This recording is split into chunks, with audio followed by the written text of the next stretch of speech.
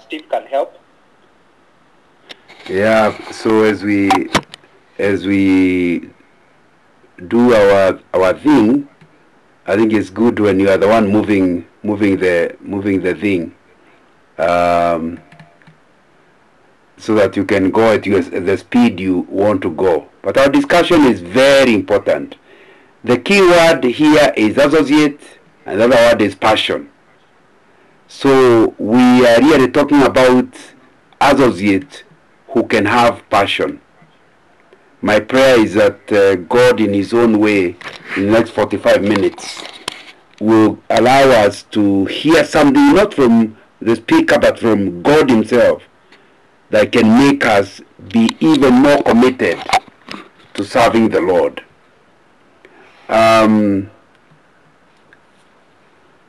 I want to start by saying, when we talk about associate involvement, we are saying three things.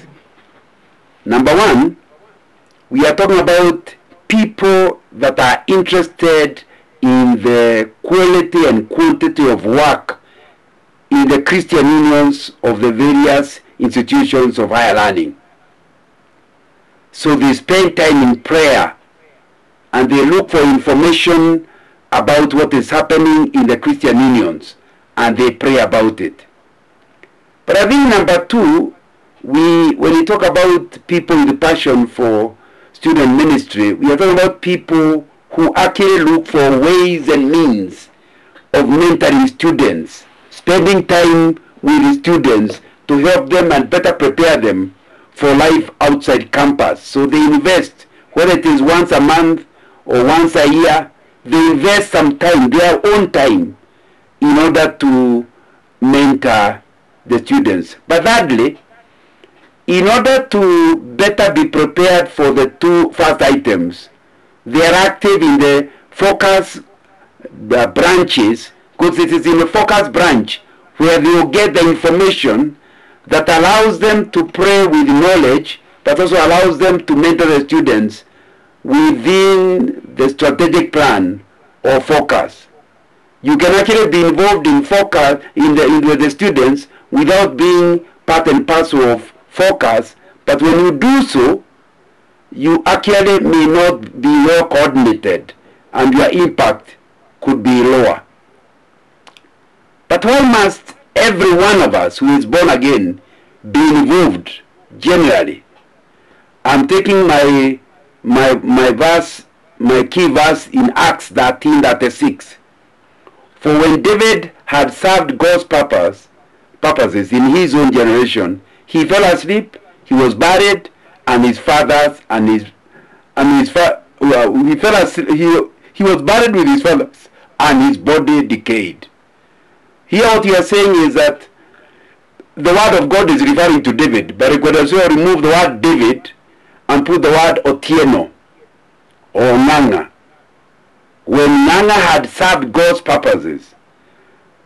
Now, please note several things. Number one, it is David did not do what he enjoyed doing. David did not do what is comfortable to do. David did not do what will make him famous. He did God's purpose. And I think that's what you need to ask yourself. What is your life's purpose? I've written a book, Discovering Your Life's Purpose, because as I mentor many people who are the graduate or who are graduates, that's a topic that keeps coming up. But whatever your purpose is, it is certainly going to include evangelism.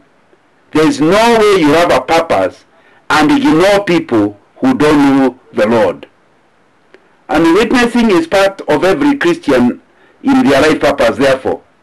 So if whatever you are calling, you must show me that because of your life, there are people coming to know Jesus, and there are people who know Jesus who are getting to know him better, which we call discipleship. You know, what we are then saying is that wherever you are, Western Kenya, in the coast, and whenever you are there, like I was in Kisumu, that is your parish. So when you see your employer transfer you like was done to me in the 1980s to Kisumu, I knew immediately that God wanted me to make impact in Western Kenya. In fact, I resisted accepting invitations in Nairobi, where I had been for many years, because I knew there must be a reason why I am located in Kisumu. And as soon as I understood that, I declined to go for missions in Nairobi, and I did missions in Western and Nyanza provinces. But then they were in the 1980s, when I was there were provinces. And it's important to understand wherever and whenever you are, that is part of your life purpose. Once you have established what your life purpose is, you realize it where you happen to be geographically. David had fulfilled God's purpose for his generation. The people of your generation, wherever you are, is what you are supposed to be impacting. You know, I've decided that I will not fail to do something because I do not know how long it will last. I still remember, you know, as you start the branch, the argument is, but you know, we are not rules. How long are we going to be here? If you start, it might fail. And sure enough, that happens, because after 3 years I was transferred out. But the branch has continued to date. And that time we were discussing was about 87, December 87, in Avoca's meeting in Mombasa is when the idea was being discussed. So we are beginning towards the beginning of 1988. And it has lasted. Because one of the things that makes people not want to get involved is that I'm here for a few months. I've been transferred here for a very short time. My friend, God will not hold you accountable for what happened before you came, what happened after you leave. God will only hold you accountable there. And I will not fail to do something for the reason that I cannot see beyond the next 2 years. No. If, for example, somebody has been helped and you leave, that help remains. So I don't even fail to witness to people in an aircraft, and yet I know we will never meet again. I do not know what the Lord will do with what I share. So a lot of people are not involved because they're expecting to be transferred. I am saying that what I do now will benefit people today, even if those who come years later will not be affected in any way. God will not hold you accountable for what happens in your county, in your region, after you leave. And I think that's something that helped me wherever I go to actually be involved. And I've shared this information in my book, the Christian Professional Leading the Marketplace, because I wrote it after I retired, so I was able to share a lot of biographical information. That wherever God allocated me, because for about 6 years, I was in a regional office, in where the headquarters is in Kenya, but I was covering 10 countries, from Madagascar, Mauritius, this region, to Djibouti, Rwanda, this region, 10 countries.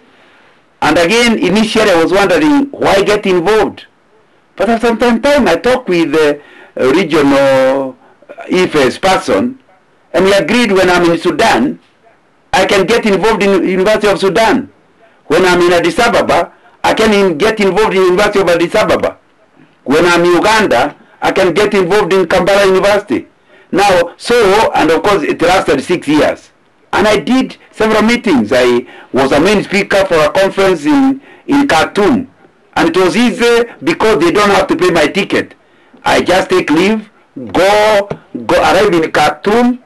I don't go to the hotel that Shell has booked. I go to the conference, speak. After the end of the conference, I go to the hotel, and now I'm back to work. But that means the forecast has not paid the ticket to Khartoum. So when you start understanding that wherever you are, God has something for you to do. And don't worry that you are not doing the old one, and you are not going to continue doing it at a later time. I think it will be very important that you understand that. But of course, all I have said is true of any ministry, as long as you are serving the Lord. But I want to spend a bit of time just telling you that there is a good reason why for the last number of years I have concentrated in among the young people. In addition to everybody else, I have a particular bias towards the youth, concentrating on the youth in my calling. And I want to share a few reasons for it. Are you aware that 75% of people who die saved got saved before they were 25? Ever heard of that? That if you go to anybody just before they die and say, when were you saved? 75% of all people that are old and dying were saved before they were 25. Of course, that's a very discouraging thing for pastors, because they are doing a lot of work among old people. But most of the people they have came from university. I know that because CITAM, that was then called Nairobi Presbyterian Church, it is Pastor White, who was a missionary, who noted that almost every elder, every deacon, has something to do with the Christian Union. So start finding out who are these, who is focus, how come? Because you realize these people have not gotten saved in Nairobi Pentecostal Church. They got saved. They were leaders in the university. Then there was only one university, University of Nairobi, or at least Kenyatta University, the college, which was a college of the University of Nairobi. So it's very important to understand that if you really, these are the facts, then we should concentrate on ensuring that nobody reaches 25 before they have been confronted with the gospel. We will not ignore the older people, but you will not spend a lot of time on it. So you are in your church, there is a church ministry, your pastor is involved. Don't fail to be involved in your church. However, talk to your pastor to say, most of my time will be used with the young people for reason that these are the people that will later come to your church and actually help you. You know, the second reason why you should be involved with the young people, student movement have been determining the direction of nations. In other words, the revival of the nation, the revival of church is totally dependent on young people. Of course, it happens to be practically, if you go to anywhere there have been a revival, you discover the young people that are driving it. You know, please note, Christianity in history has spread to remote areas mainly through the youth. It is not just David Livingstone who covered the whole of Africa and discovered the Nile, so he was able to show Africa from south to north. Many youth were volunteering for mission work, not old people.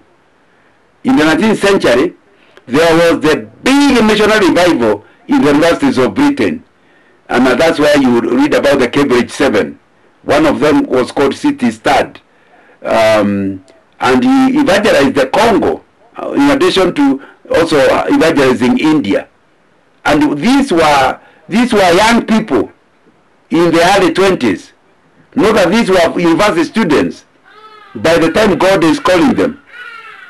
And they were the cream of society. The Cambridge 7 were famous, world famous. They were good in athletics. Some were top cricketers.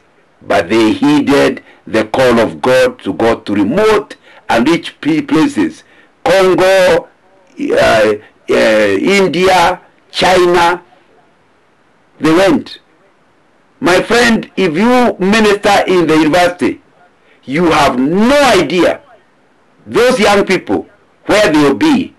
And I've discovered that. Another time I was in South Africa, I'm walking on the street, and somebody stops me and says, "Brother Nana, you are here." Of course, I don't seem to have ever seen him. Say, "You can't remember me. I was in Kenyatta University." It doesn't matter. Another time I was in Khartoum. Again, somebody said, "You know, you spoke to us in Kisii High School. What are you doing here? I'm an expatriate finance manager for an NGO." My friend, you need to understand that when you talk to young people, you are investing long term. At a very early age, you know, young people begin to move out of to the rest of the world because that is something that they can do. Within a short time, the students of Cambridge were already operating all over the world as missionaries for God. Since then, literally Christianity has influenced every country because those youth movements of the 19th century felt the need to change the rest of the world. God created a revival among the young people, and they surrendered their careers to go to the unreached people groups of the world. You know, I think that reason why you should spend time with the youth is because they have the advantage of physical strength. Someone said if you ever suffer a fracture at the age of 35, you can be sure of remaining in a plaster for a long period of time. The same fracture, if it happened to somebody below 35, with the same nature of accident, within a few weeks, they are okay and running around again. What does that tell you? It tells you that there is a physical, there are physical things that the older people cannot do, cannot take risk in, but the young people will. What about time? You are married, you have children, or someone like me I have grandchildren who also now are demanding my time. You know, you need to understand that although you want to be available for ministry, the Bible also requires you to put time in your family. And the more the older you become a grandfather, now you have a bigger crowd of people to deal with. That was not the only problem. Your sleeping pattern gets affected with age, so that a young person can work for 14, even 20 hours, and he wake up the following day and continue to work, because he knows that he will enjoy deep, sound sleep, even if for only 4 hours. Young people, old people don't seem to get that depth of sleep.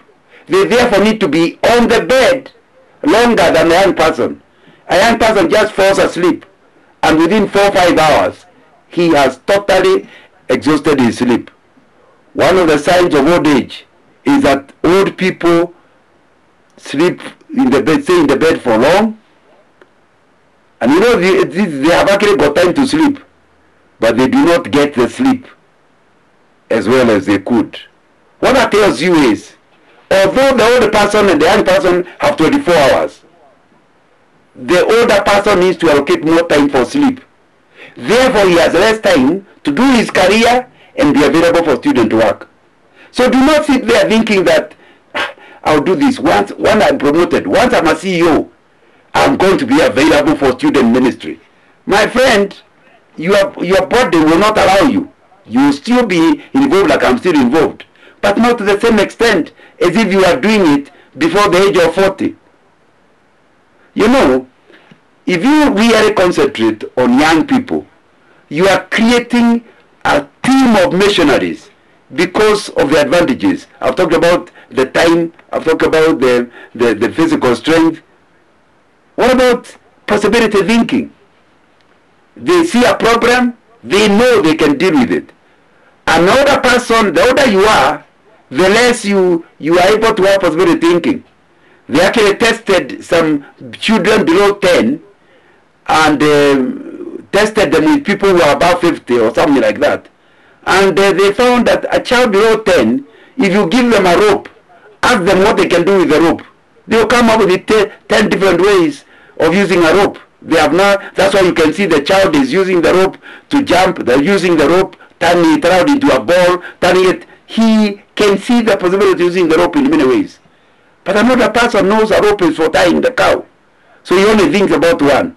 So even in terms of ministry, any organization that's not recognizing the importance of the youth in the leadership in the ministry will not progress well, because they don't think of possibility. Young boys want to climb every tree they come across.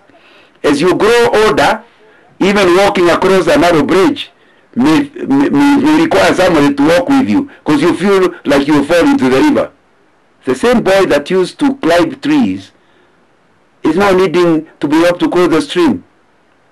There are certain things that God expects you to do because you have that daring spirit. And that's why you can't talk about doing it later. Ecclesiastes, the book of Ecclesiastes says that even fear, Ecclesiastes, I'm repeating, says that you even fear dangers in the streets when you get old. Whereas another person will be walking in the middle of the night. Because of that fear, you are no longer able to go to certain places that God needs the church to go. Certain and rich people groups, older people can't go there. You discover even many of them look healthy, but they carry some medicines around. They think then if I go to that country, there is no pharmacy. What happens when I run out of medicine? But the young person requires no medicine. He is healthy naturally. So he can take the risk. You know, young people are learners and easily adapt to new things. If you are going to go to a rich people group, it is these students you are ministering who can go. Why? They learn any language. Tell an old person who is around my age. I got born 1952, so I'm around 70. You tell me to learn a new language. You tell me to eat some funny foods. You tell me it will be difficult. And yet it's seen in Ecclesiastes chapter 12. Verse 3 says, those looking through the windows grow dim. That's one of the problem of age. That your eyesight has a problem. I have been driving to go to universities at night. Now these days when another vehicle puts a headlight on me, I go blind for a while, which is not safe on the road. And yet I have been driving in the evening, going all over campuses for all these many years. The idea of one's vision growing dim, with the eyes no longer able to see well, is something that will limit their involvement in ministry. What does that affect? It affects learning. We need eyes to see. It affects ability to serve the net. It affects ability to move to the unreachable group. So even you are older and you have reached the level I'm describing. Why can't you invest among the young people, since you know you have your limitations and these people don't have limitations? That's why we need to invest among them. You know, the other thing I have to remind you is that the time is on the youth time, on the youth side. You know, there's this story of this person who went for a mission. When they came back, they were asked, how was the mission? They said 2.5 people got saved. People said, wow, that means you are 2 adults and a child. He said, you didn't get it. If a child gets saved, he gives the whole of his life to Christ. If an old man gets saved, he only gives a fraction of his life to Christ. So it was 2 youths and 1 adult. Because an adult is half a person. He will not be available for mission for a long time. We are still in Ecclesiastes chapter 12, verse 6. Remember him, that is God, before the silver cord is severed, or the golden bowl is broken, before the pitcher is shattered at the spring, or the wheel broken at the well. It's describing old age. We learn from this verse that time comes when one gets so old to the point that you are just about to go down. You are looking forward to dying. One of the things that young people can do is to outdo you in the waiting game. You are trying to follow up somebody. They are not get saved quickly. A young person will not give up. They wait. They know that they might even talk to them in about 10 years. Somebody refuses your new ideas. A young person is not bothered. They will outlast them. You refuse in your church. No, we can't do that in this church. The young person waits on you. And within no time you are out of the scene. And he does exactly what the idea that had come, God had given him, will still be done. What about another person? You can see yourself by date is not very far. And you tend to be discouraged about new things. And discouraged when somebody opposes your ideas. That's why we need to minister to young people so they can hear God's call. Because if they do so in their 20s, the work of God will be far much better done. Whatever youth do, they do it with passion. Would you agree with me? In old age, you no longer have motivation or passion. Young people are passionate. and full of energy. Anything they do with gusto. That alone can drive them to accomplish things that old people cannot. That's why you need to follow God's purpose, especially in your youth. That's why you need to discover your life's purpose early. But for now, we are not talking about your purpose. We are talking about the youth purpose. Why not go to campus? Help mentor them to discover their purpose. So by the time they are graduating, they graduate clear that they may be called to be engineers, but engineers who are evangelizing, engineers who are putting new values in engineering, engineers who are serving God in their work. You know, one of the things you have to admit about young people is they will be flexible. Young people are versatile. They are not like what is being described in Ecclesiastes chapter 5 verse 3. If clouds are full of water, they pour rain on the earth. Whether a tree falls to the south or to the north, in the place where it falls, there it will lie. Old people are like those trees the verse is describing. If they fall, they remain there and do not move. But young people are versatile. They rise after any fall. Making mistakes does not really stop them trying again and again. So can you imagine if you had involved in ministry all over Kenya and all over the world, young people who fail and try again, they never give up. If your ministry is all directed by old people, you give up very, very easily. And that's why you find a young person, if he really wants to go to minister in Turkana, he will look for a job in a strange company that is working in Turkana. You are insisting on your career, insisting on one place. For him, he can change career just to be where God wants him to be. I hope I've answered the question. Why, although we are required to do ministry anywhere, why you should especially put your time among young people. Why, despite your involvement as a pastor somewhere, as an engineer somewhere, as a doctor somewhere, you need to ask, what proportion of my week goes towards the young people? And I think that's something important. But what is the role of an associate in student ministry? Recording in progress. If the reason why we need associates is because they are the people who not only help the students to discover their purpose and to graduate full faith, ready to serve the Lord beyond student work. But in addition to that, without a focus branch, somebody will be posted in Yabuye and he is attending a church somewhere. They don't recognize his gift. Within no time he is discouraged, and some of them even backslide. One reason why we need a focus branch in every county is so that they will scatter around for the new graduates who have been posted there, for new graduates who are job hunting there, and call them into the branch so that they can mentor them as they continue job hunting and mentor them as they start their career so that they can continue their witness for Christ in their career.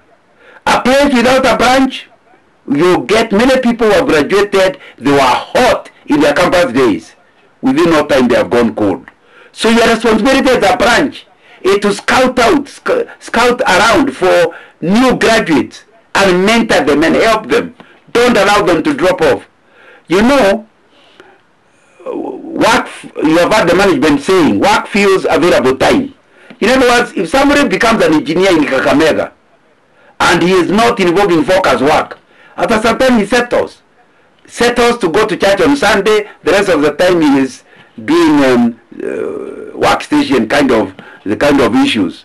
But if only before he settles, he discovers he can go to campus, he will still be able to do the work. Remember, we have said work fills available time. He will still do his career well and still have time for student work. But if you allow them to settle, to get people in their 40s, 50s, to get involved in student work, it's still possible, but not very easy. As nurturing of spiritual lives of graduates on issues that may not be addressed in their churches, it's one of your responsibility. You have a young graduate engineer, or doctor go to a church, and those people have never seen a doctor who attends church, he will be received like another god.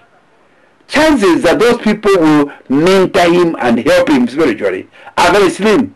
In fact, you'll be the one speaking and preaching. And because he is also giving a lot of money, they don't want to frighten him out. It's a focus branch where you can see somebody's walk has a problem.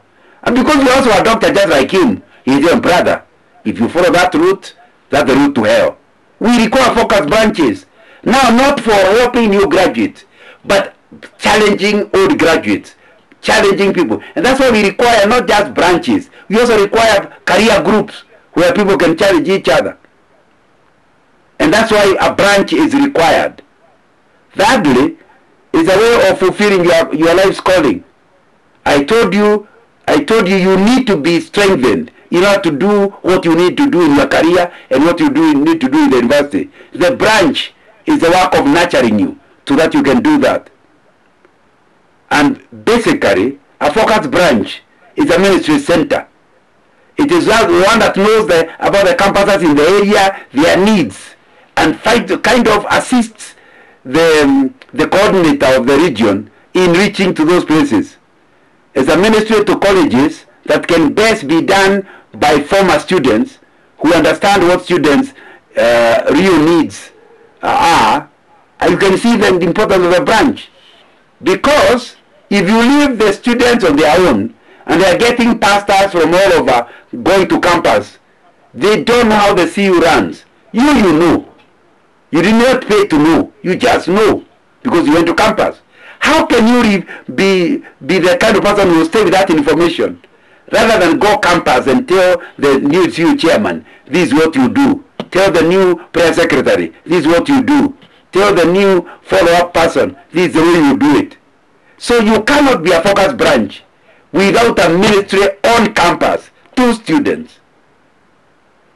And of course, you are a mentoring group for the youth. That's why you actually exist. You know, the other thing is, you are simply a role model. In life, we always pick role models. Why do we call role models? Because we tend to behave like them. Even among peers, there are people who are regarded as role models. And people actually start emulating them.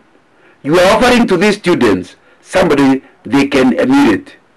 The point here is that you do not need to be the father or firstborn to be picked as a role model or to be a person of influence.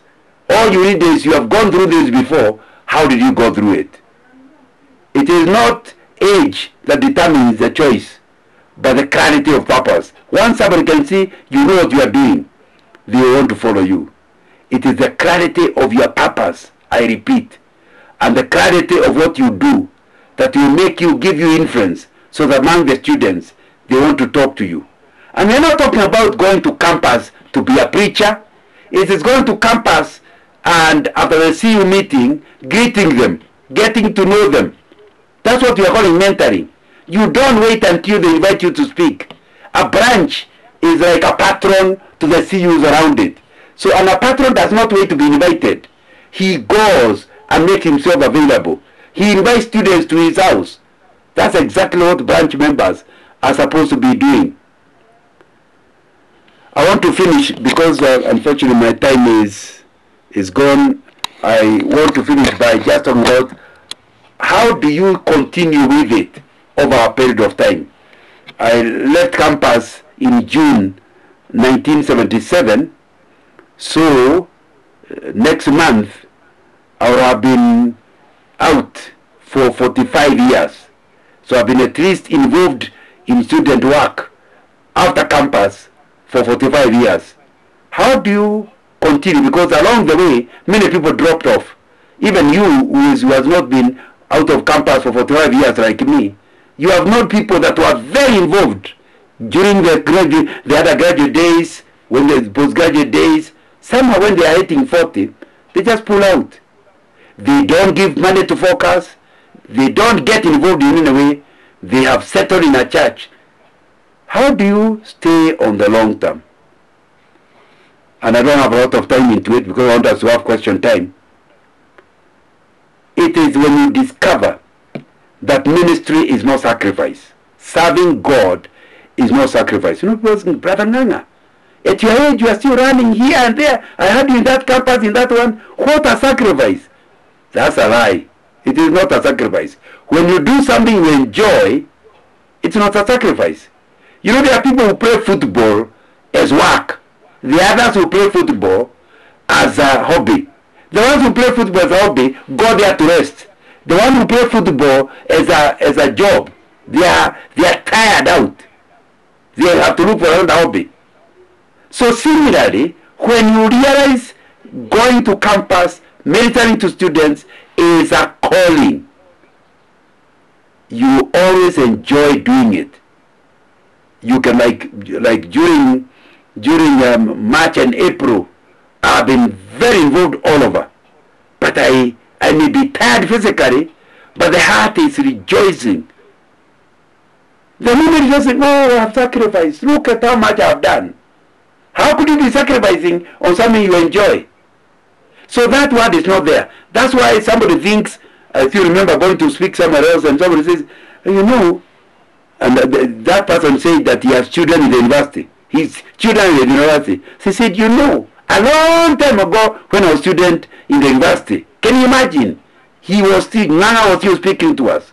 What is he telling the people? I must be a brother of Noah because I'm completely out of line. My friend, you need to understand that ministry is like military work. When there is a crisis, when there is war, even old soldiers are recalled on duty. Similarly, we don't have enough people in the ministry among students. So even older people may not be involved as the younger ones, but nobody at whatever age needs to pull out of the work. Because it's not sacrifice. It's something you enjoy. If someone enjoys it, why do you tell him you are 70, therefore you should not be involved? What older people should do is pull out of leadership. The person should not be the chairman of the council or the regional body. Once you are that old, allow younger people to run the thing. But ministry itself, there's no retirement date. You know, what you should do is count the cost of blessings. And you will discover that the Lord has blessed you so much, you are a debtor. Count your blessings and not curses. See how good God is to you. And you sustain your passion. When you realize, yeah, God is with me. Look, my children have now finished school. I have been able to pay the school fees. God has been good. It sends you to continue even further. I think also, if you want your ministry to go long term, be sure who your master is.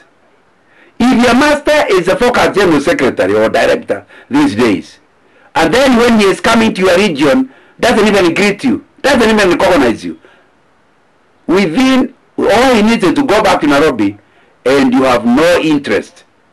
So you must come to where you don't do focus work because the council asked you to, because the regional coordinator have asked you to. You sense a calling of God within you. That's the only way of staying long term. Because people will criticize you. People will say you are useless. People will say they don't even need you. People will say you are too old. If you are listening to them, you will soon pull out. Be sure who your master is.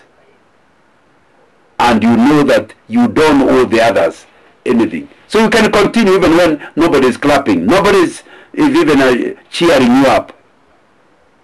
You know, the Bible promises a crown. But the crown is for those who reach the end. Not to those who served the Lord up to their 50s. It is the crown is for those who serve the Lord until their dying day. Crown, I repeat, is for those who reach the end. Not for those who went partway or just began.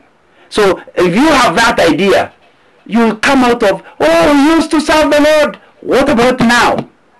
Is there a time if you're not dead, you cannot keep saying we used to.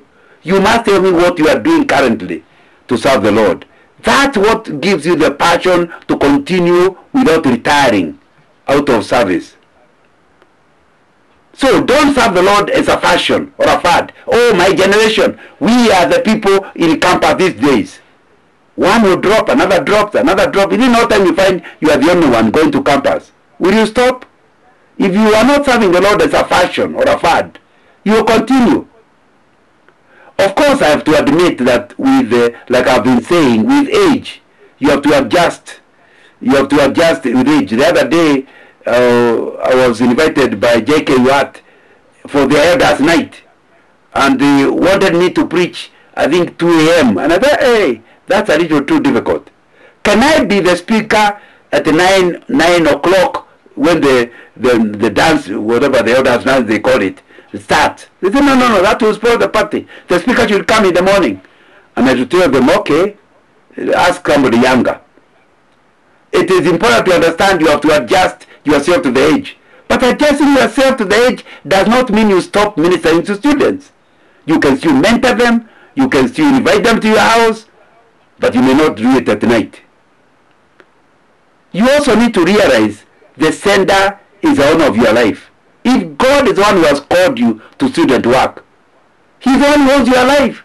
He knows whether you are healthy or not. Because the only thing that can stop you with ministry is you are sick.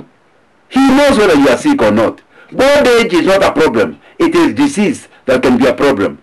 So we are old and healthy while reducing your involvement.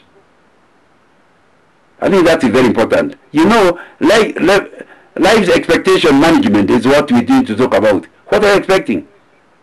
What do you expect in serving God? Do you see God as owing you? Or do you see yourself as owing God? That He has been so good to you, you ought to serve Him as thanksgiving. Not seed faith. You are not serving Him in order to get. You are serving Him because you already have gotten. Because you see, one of the things that discourages somebody and the passion breaks is that I've been serving the Lord for so long, but nobody wants to marry me. I'm now 40, nobody wants to marry me. And I've been a virgin, I've been serving the Lord. Look, God doesn't care. It's like you had a deal with God. Scratch my back and I scratch your back. Unfortunately, God has no back, so you can't scratch Him. So you need to come out where you do not serve the Lord in order to get. You serve the Lord because you already have. Just look at the many blessings God has given you. You have a job, you are able to pay your transport. Not everybody has a job. You are healthy, not everyone is healthy. So you serve the Lord out of the goodness of God. God will still bless you, but you are not serving Him in order to get. You are serving Him because you already have gotten. You know, I also want you to advise the younger ones. Who you marry may affect your continuity in ministry. If you marry a man who is not interested in mission work, if you truly want to hold your marriage together, you have to reduce and almost eliminate your involvement in student work. So it matters who you marry. Because the reason why I've been able to go on this long is because Rebecca and I are both involved in student work. So none of us can tell the other one stop. So it's important that this mission, when you are marrying, you marry somebody where there is congruence in your calling. Now I ask you the question, if your car is God's car, then who pays who?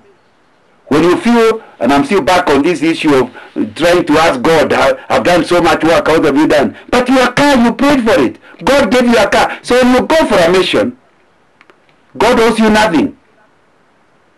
Even when you talk about mission, whose mission is it? The owner of the car is the owner of the mission. You are only an instrument. See the joy of souls coming to the Lord. Isn't that what will motivate you to go to student work and keep going as you see people changing? It is better than a drug just to see God working. You know, seeing the impact continuously keeps me going. And you know, you stay somewhere, and I've even the last 2 weeks, somebody said, you know, you came to our college, I don't know, 30 years ago, and he can remember what I said, and he is telling me how it has impacted him. I said, God, give me more opportunities. If something I said can have long-term impact, I want to continue. I'm still answering the question, what can help you to remain passionate on the long term? You know, backseat for front benchers leads to exit. The moment you say, I've done this thing for too long, let others do it. In other words, you become God has called you to the front bench, but you are trying to operate at the back bench. Within no time you'll be gone. Being involved in ministry is the one burglar proving of your spirit. It's your protection against backsliding. You just start saying, you know, now I have children, I've got children, let young people do it. Withdraw like that, and within no time, the devil has enough time with you. Thinking you are too old to serve the Lord is an exit strategy into the devil's kingdom. So as I finish, I was given 45 minutes, but they have gone. So I'll not spend any time on this. My personal testimony is I have found a consistent, systematic, personal, quiet time. The one thing that keeps you in touch with God and keeps you going. I've realized that if I have a personal prayer life with God on a continuous basis, it doesn't matter whether people are discouraging me. I've realized I need to always be a part of a team. Need for team to work with like-minded people. Whatever it is, I'm currently doing something to do with Christianity and culture. I got a few of my friends, about 15, and we think together, we pray together, we plan together. It helps you in the long term, belonging, not just being a lone ranger, but belonging to a team. Create a team. You know, you must, just like I've just about the team, I seem to be contradicting myself to say, but you must still be independent-minded. Because a lot of time when you belong to a group, when the group is backsliding, you backslide with them. You must be independent-minded, do not allow yourself to be thrown by the group mentality. Because, you know, we are now not young. Let them drop off, but don't drop off with them. But the other thing that has helped me is reading biographies of men of God. I just finished one not too long ago, and it just keeps you going. When you understand there are many others who have lived their life serving the Lord. And of course, the thing that has helped me to see my career is only part of my mission. My mission is not just selling petrol or managing people. There is that plus more. Like I was telling the focus dinner recently. You need three level bottom line. A bottom line for economics, and I've run out of time. You can look at that message that I believe it was being recorded. But it's important that you learn that we need to get involved in student work. What you are thinking is obvious. The CV you left, without any involvement of the focus branches, you may discover it stirring and grounding to a halt. Thank you very much. The meeting is back to the MC. Thank you, Elder Nganga.